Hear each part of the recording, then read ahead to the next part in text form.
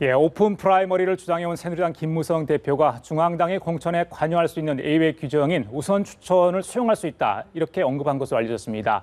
자, 이런 가운데 오늘 오전에 있었던 이 새누리당 최고위원회의 공천 특별기구 논의가 있었는데 불발이 됐습니다. 위원장을 누가 할 것인가 두고 친박과 비박 간 치열한 갈등이 있었다고 합니다. 황장수 미래경영연구소장, 김철근 동국대 교수 모시고 자세한 얘기 나눠보도록 하겠습니다. 안녕하십니까? 네, 안녕하십니까? 며칠 좀 잠잠했죠. 공천 문제. 근데 오늘 이제 최고위원, 특별기구 논의를 위한 최고위원회가 열렸는데 김무성 대표와 서청원 최고위원이 한바탕 일전을 벌였습니다. 저희들이 준비를 했는데 그 영상을 보시고 계속 이야기 나눠보도록 하겠습니다. 네, 보여주시죠. 이런 쓸데없는 문제를 국민들에 부각시켜서 내가 긁어부스럼 만들었다고 했는데 이렇게 당 운영해도 좋냐 이거예요. 저는 그거 이제는 용서 안 하겠습니다. 저는 그 절대 개인이 마음대로 하는 그런 이제 이 당에서는 제가 목소리를 높일 겁니다. 저도 기자들 잘 안 만납니다. 대표도 회의 때 얘기하지. 매번 기자들하고 기자 프레이를 하고 있고 우리가 누가 최고위원들이 무슨 전략 공천 한 것처럼 호도하고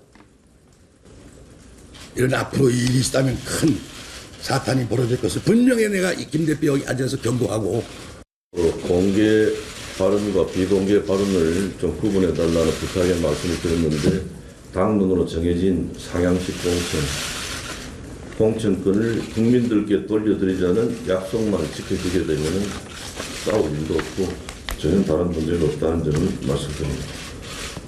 근데 솔직히 김 대표는 언론 프레이 너무 자주 해요. 자, 이제 그러니까 그만합시다. 조심해요. 그렇게 하면 당 어려워져요. 그리고 자기네 할 얘기 다 해놓고 우리 보고 못한다. 그건 너무 노단이야. 우리에도 맞지 않고 언론에 한 얘기의 문맥이 다 나와 있는데. 국민 보는 앞에서 이제 더 이상 그만합시다. 그만합시다. 예, 오늘 오전 있었던 새누리당 최고위원 모습 보셨습니다. 자, 대표 바로 옆자리에 최고위원, 가장 제1순위 최고위원 아니겠습니까? 자, 두 사람의 다툼, 지금의 상황을 한마디로 대변하는 장면이 아닌가 싶습니다. 자, 어떻게 별 얘기 다 나왔어요. 이 짓 하면 이런 이야기 있었고요. 용서하지 않겠다. 서청원 측이 이런 이야기했고요. 자, 공개 비공개 가르쳐 얘기해달라, 이렇게 주문을 김무성 대표가 했는데 황 선생님 어떻게 보셨습니까? 예, 저는 국민이 새누리당 의원들한테 공천을 갖다가 돌려달라고 한 적이 없어요. 근데 이제 자신들 이해관계 때문에 예. 국민 공천이라는 이름을 붙여서 누구도 국민이 무슨 새누리당 경선에 참가해서 상향식으로 공천을 하고 싶다, 이런 국민들이 거의 없는 걸로 알고 있습니다. 그런데 이제 저런 어떤 부분의 기본적인 배경에는 예. 대권에 가는 구도에 예를 들어서 내년 총선 공천의 결과가 결정적이지 않습니까? 예. 그러니까 한마디로 대권이라는 자기 권력을 놓고 벌어지는 어떤 문제, 그거죠. 예. 근데 거기에 이제 핑계를 국민 공천이다. 예. 아니, 모바일로 하는 여론조사를 가지고 거기에 국민 공천이라는 이름을 붙이는 것이 적절한지, 저는 자기들끼리 싸우는 거는 관심이 없습니다. 국민들이 봤을 때 저런 모습들이 별로 좋게 보일 거라고는 안 보는데요. 예. 어쨌든 중요한 것은 이 국민 공천이라는 이름을 붙이려면 프랑스의 그 사회당 대선 후보 경선 때처럼 1유로를 내고 사회당에서 가진 어떤 가치들 30개 부분이나 이런 부분에 대해서 사전 등록을 하고 그리고 투표를 하면서 사인을 하는 이런 부분이라든지, 영국의 이번에 그 런던 시장 보수당 경선에서 1파운드를 내고 마찬가지로 유사한 과정을 통해서 투표를 한다든지, 이런 부분은 국민 경선이라 할 수 있어요. 예를 들어서 국민의 자발적인, 의도적이고 자발적이고 적극적인 참여를 유도하고 그 당의 가치에 동의하는 거 아닙니까?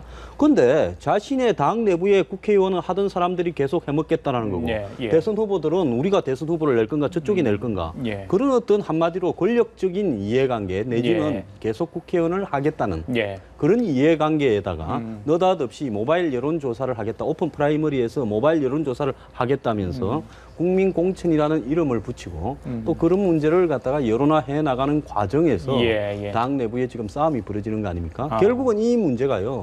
서로 간에 무슨 전략 공천을 좀 하느냐, 또 이름을 바꿔서 우선 공천을 하느냐, 우선 추천을 하느냐, 이런 문제로 해결된다면 새누리당은 국민 앞에 애초에 쏙셈이 한마디로 권력욕에 국민이라는 이름을 붙였다, 이런 비판밖에 받지 못할 겁니다. 특별기구 구성을 논의하는 자리였는데 서청원 최고위원이 작심한 듯 강하게 이제 쏟아냈습니다. 자, 어떻게 보셨어요, 김유순 교수님?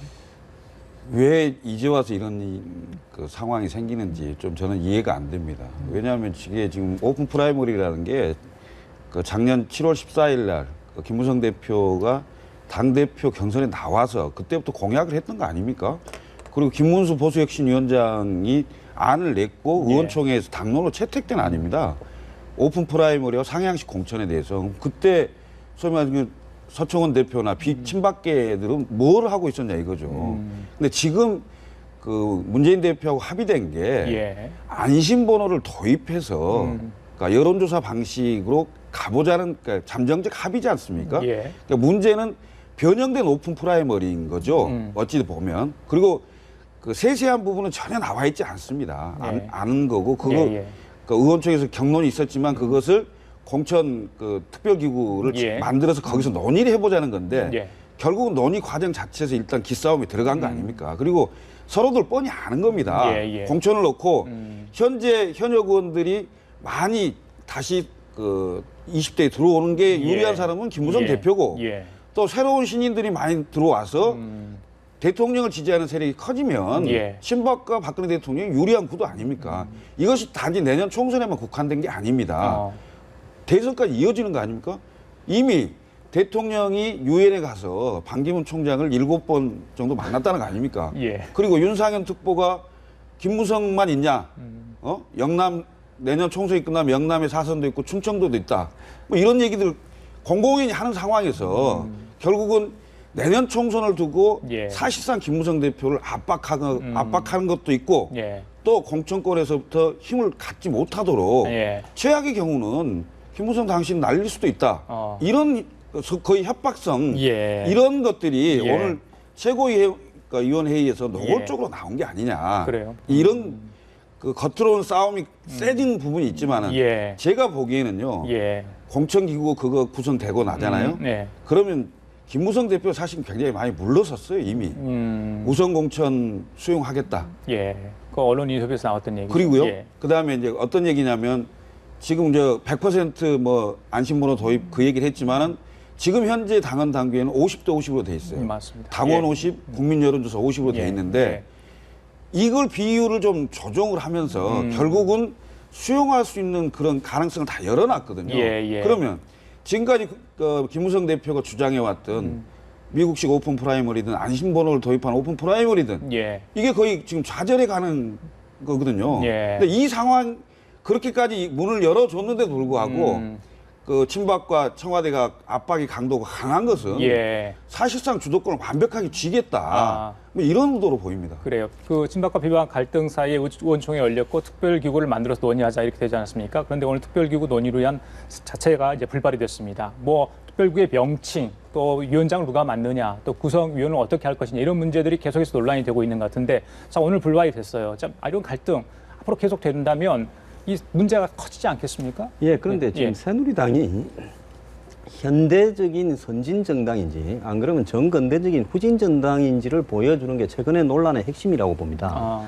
왜냐 그러면 예. 그야말로 국민에게 공천권을 돌려주겠다 하면 그러면 저 당에 당원이나 대의원이 있고 예. 당원이나 대의원을 대신하는 또 당의 전당대회도 있고 있죠. 중앙위원회도 있고 뭐 있을 거 아닙니까? 예. 기구들이.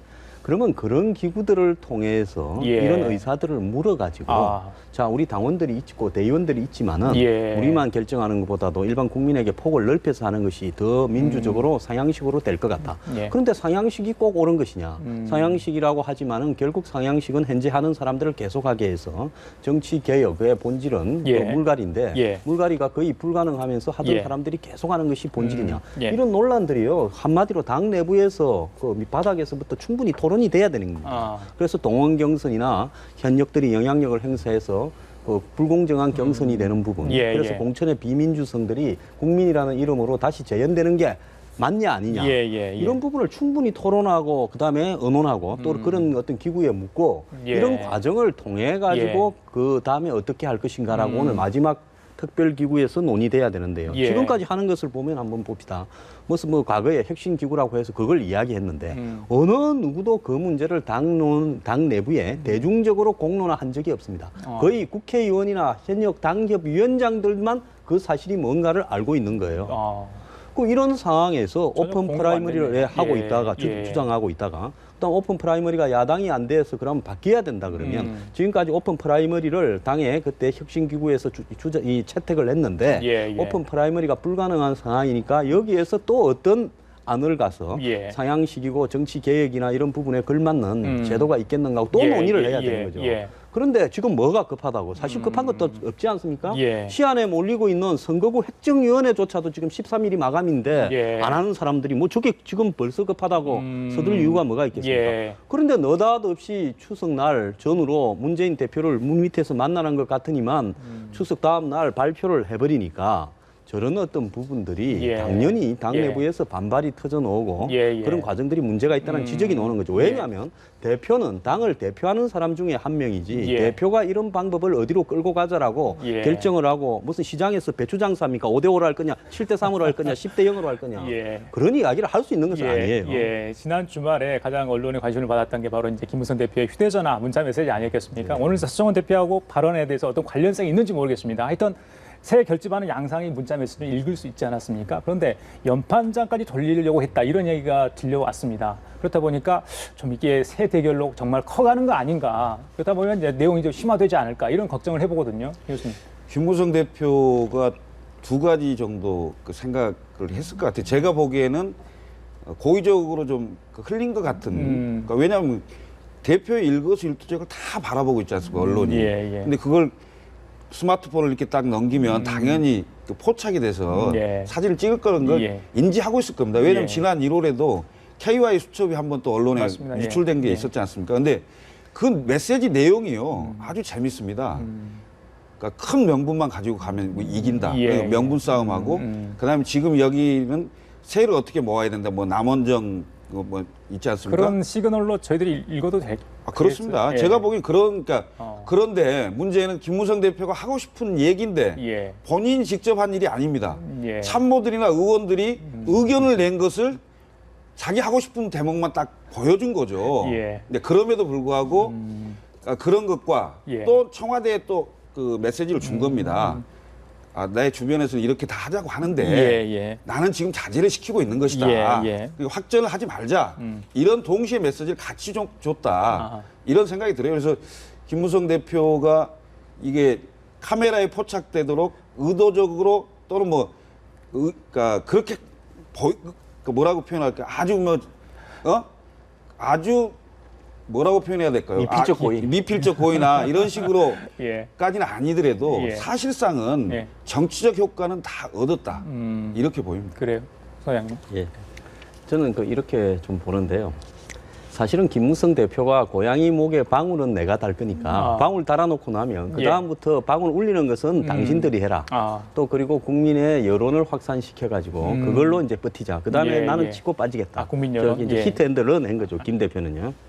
그래서 이제 그런데 사실 국민 여론으로 보면 예. 국민들 중에 저 안심번호 국민공천제가 뭔지를 예. 국민들 잡고 한 30초 만에 설명을 해봐라 하면 할 수 있는 국민들이 20%가 안 될 겁니다.